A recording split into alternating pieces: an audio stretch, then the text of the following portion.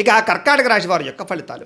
ఈ వారం మీ గోచార గ్రహగతులు కనుక చూసుకున్నట్లయితే మిశ్రమ ఫలితాలే కనపడుతూ ఉన్నాయి. జాగ్రత్తగా ఉండాలి. ముఖ్యంగా రాత్రి సరిగ్గా పడుకోకపోవడం వల్ల తర్వాత రోజు నీరసం రావడం, రాత్రి ఫోన్లు ఎక్కువ చూడడం, ఆలోచనలు పెరిగిపోవడం, ఆహారం విషయంలో జాగ్రత్త తీసుకోకపోవడం, చెడు వ్యసనాలు అలవాట్లు అవ్వడం, లేదా బయట తిళ్ళు తినడం, అనారోగ్య సమస్యలు తెచ్చుకోవడం కనపడుతుంది. జాగ్రత్తగా ఉండాలి.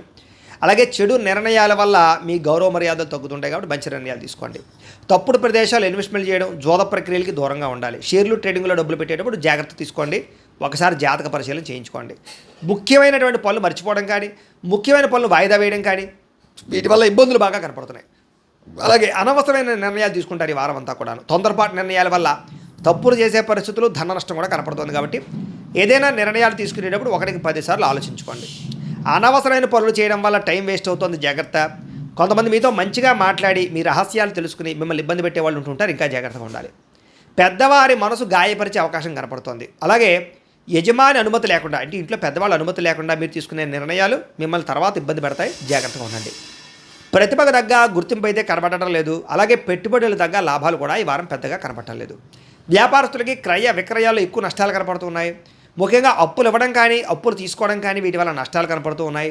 పరపురుష పరస్త్రీ వ్యామోహాల వల్ల అనవసరమైన ఇబ్బందులు తలెత్తుతాయి. కష్టపడకుండా డబ్బులు రావాలనుకుని చేసే పనులన్నీ మిమ్మల్ని ఇబ్బంది పెడతాయి. కాబట్టి ఈజీ మనీ కోసం తప్పుడు పనులు చేయకండి. ప్రభుత్వ ఉద్యోగస్తులకి ఉద్యోగ నష్టాలు, ఐటీ దాడులు, ఇబ్బందులు కనపడుతున్నాయి. నోరు జారడం వల్ల, మాట జారడం వల్ల వివాదాలు, కింద పనిచేసే వాళ్ళతో సమస్యలు ఉన్నాయి. జాగ్రత్తగా ఉండాలి.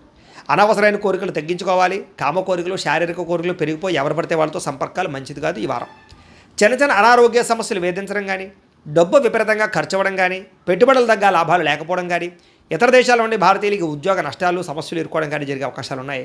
వివాహ సంబంధాలు కూడా కుదిరి వెనక్కి వెళ్ళిపోయే అవకాశం కనపడుతోంది. ప్రేమికుల మధ్య అనవసరమైన గొడవలు విడిపోయే అవకాశాలు, సమయానికి నిద్రాహారాలు లేకపోవడం వల్ల అనారోగ్య సమస్యలు, భార్యాభర్తల మధ్య మనస్పర్ధలు, ఇంట్లో చికాకులు కనపడుతున్నాయి.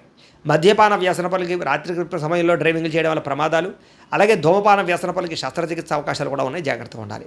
మిమ్మల్ని ప్రేమించే వారిని దూరం చేసుకోవడం, చెడు స్నేహితుల వల్ల చెడు వ్యసనాలు అలవాటు అవ్వడం, పరపురుష పరస్త్రీ వ్యామోహాలు, జోదము, కఠినంగా మాట్లాడడం వల్ల సమస్యలు ఎదుర్కొంటారు. కాబట్టి ఈ వారం చాలా జాగ్రత్తగా వ్యవహారం చేయాలి. విద్యార్థులకి అనవసరమైన ప్రేమ కలాపాలు, సెల్ ఫోన్ గేమ్స్ పాడు చేస్తున్నాయి. కాబట్టి వాటికి దూరంగా పెట్టుకుని చదువు పట్ల శ్రద్ధ పెట్టండి.